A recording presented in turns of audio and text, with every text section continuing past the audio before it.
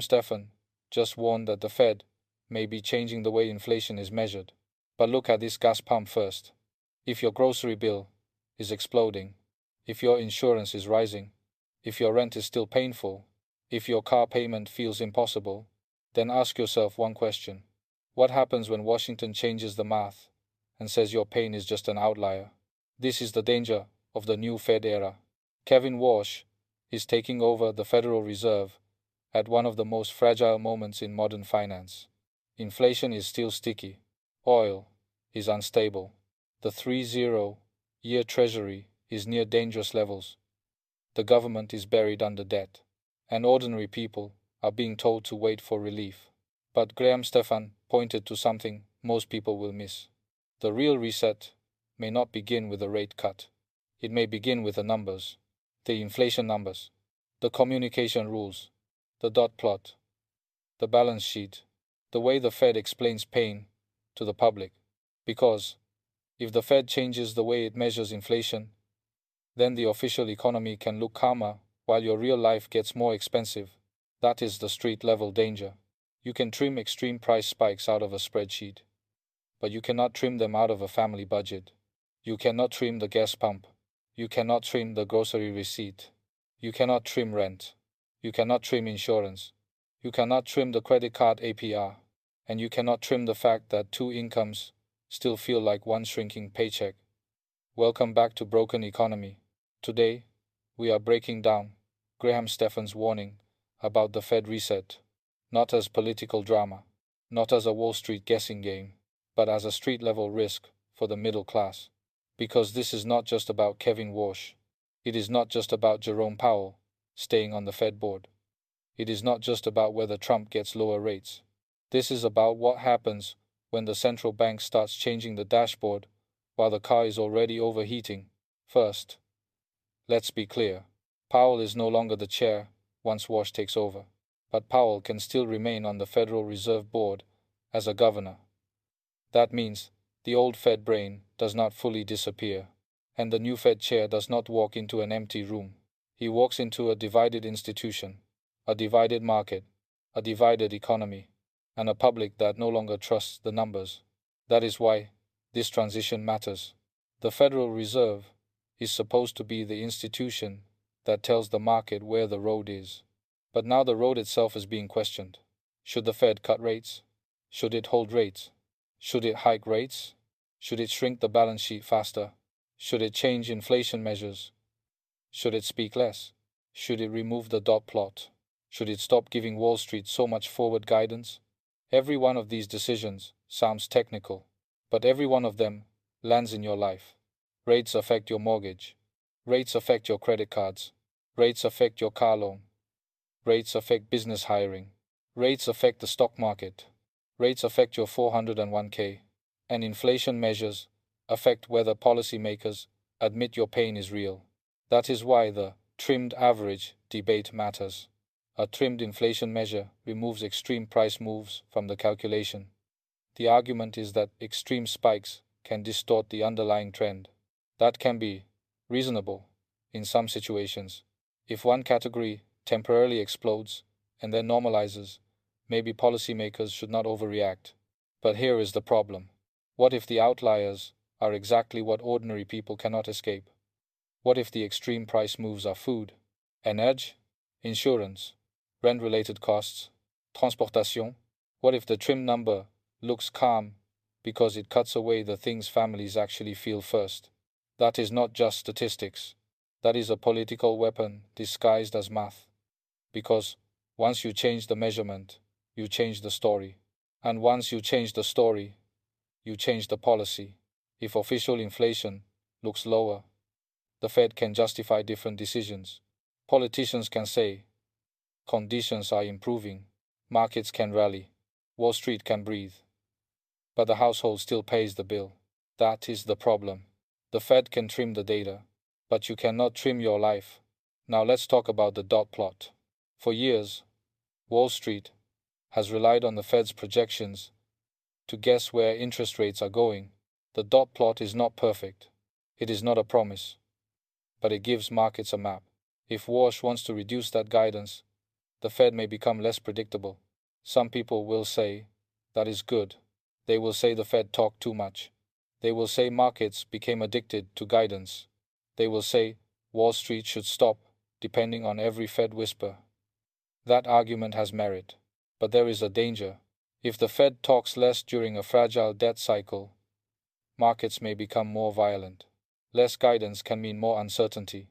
More uncertainty can mean bigger moves.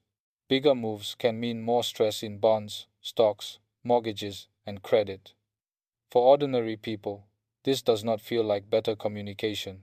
It feels like another shock, a surprise rate path, a surprise sell-off, a surprise mortgage jump, a surprise hit to retirement accounts. That is why less talking can become more pain. Now the balance sheet. The Fed still holds a massive amount of assets left from the COVID crisis, the 2008 era, and years of emergency policy. Warsh has talked about a smaller, cleaner Fed footprint. That means reducing market distortions. That sounds good in theory, but the question is timing. If the Fed pulls liquidity too aggressively, while debt is already expensive, the market can lose oxygen. Bonds can sell off, stocks can reprice, mortgage-backed securities can come under pressure, real estate can freeze harder, and the credit system can tighten. This is where ordinary people get hit again. Not through a Fed press release, through the mortgage rate, through the refinance that never comes, through the small business loan that gets denied, through the tech stock that falls inside a 401k, through the job opening that disappears. Liquidity sounds abstract until it leaves. Then everyone feels it. Now, let's talk about the rate cut fantasy. Many people assume that because Trump wants low rates, the Fed will cut, but the bond market is not convinced. Long-term yields have been flashing warning signs. When the 30-year Treasury moves toward or above 5%, the market is saying something serious. It is saying long-term money is no longer cheap. It is saying investors want more compensation for inflation, deficits, and risk. It is saying the government's debt problem is no longer invisible. That creates a trap. If Warsh cuts too aggressively, while inflation is still sticky, the dollar can weaken, and inflation expectations can rise. If he holds rates high, borrowers keep suffering. If he hikes, markets can break. If he cuts, prices can run. That is the no-win economy. Wall Street wants relief. Washington wants cheaper debt. Homebuyers want lower mortgages. Consumers want lower credit card rates. But the bond market wants credibility, and credibility is expensive. That is why the first move of the new Fed may not be the easy money fantasy that passive investors are praying for. The Fed may be forced to stay tough, or at least act tough, because if it loses inflation credibility, the bond market can punish everyone. Now, let's connect this to the four losers. The first loser is the indebted middle class. People with credit card rates over 20%. People with car loans. People with adjustable debt. People who bought homes at high rates. People waiting for refinancing. People who thought lower rates were coming soon. If the Fed does not cut, the debt pressure stays. If the Fed hikes, the pain intensifies. If the Fed cuts and inflation rises again, the cost of life gets worse. There is no clean win for borrowers. The second loser is speculative tech and AI growth stocks. When long-term rates rise, future profits become worth less today. That hits companies whose valuations depend on tomorrow. AI may be real, technology may be powerful, but valuation still depends on discount rates. If the 30-year Treasury is pushing 5%, the market has to ask, why should I pay any price for future growth when risk-free yields are higher? That is why a Fed reset can hit high-growth stocks hard, not because AI disappears, but because the price of money changes. The third loser is real estate. Real estate needs financing. Buyers need mortgages. Developers need credit. Landlords need refinancing. Commercial real estate needs liquidity. If the Fed shrinks too aggressively, if MBS markets weaken, Or if long rates stay high, real estate can freeze. Not crash, instantly. Freeze. Sellers refuse to cut. Buyers cannot afford. Builders slow down. Refinancing becomes painful. Transactions dry up. That is the physical economy locking up. The fourth loser is the US government. This is the one nobody can avoid. America has a massive debt burden. When long-term rates are high, debt service becomes more expensive. That means more of the federal budget goes to interest. More borrowing is needed. More Treasury issuance hits the market. More investors demand higher yields. And the loop continues. This is why the Fed's job is almost impossible. It is not just managing inflation. It is managing the debt machine. And when the debt machine is this large, every rate decision creates winners and losers. Now let's return to the street. Imagine a household in Southern California, 2 incomes, rent or mortgage, car insurance, gas, groceries, electricity, credit cards, student loans, healthcare, a 401k that moves with the market. That household does not care whether inflation is measured by core, PCE, trimmed mean, median CPI, or any other formula. They care about what is left after the bills. If the Fed says inflation is improving, but the family has no surplus, the family does not feel improvement. If the Fed says outliers are distorting the data, but the outliers are exactly what the family buys every week, the data becomes insulting. That is the danger. When official numbers separate too far from lived experience, people stop trusting the system, and once trust breaks, policy loses power. That is why this moment matters. The Fed is not only fighting inflation, it is fighting disbelief. People no longer believe the economy is working for them. They see stocks near highs. They see AI hype. They see Wall Street recovering. They see official charts. But then they look at their grocery bill, their rent, their gas, their insurance, their credit card statement, and they ask, who is this economy working for? That is the broken economy. A system where the chart says strength, while the household says pressure. Now what should ordinary people watch? Watch whether Warsh changes the inflation language. Watch whether trimmed measures become the preferred narrative. Watch whether the dot plot is reduced or removed. Watch whether the Fed shrinks the balance sheet faster. Watch 30-year Treasury yields. Watch mortgage rates. Watch credit spreads. Watch AI stock valuations.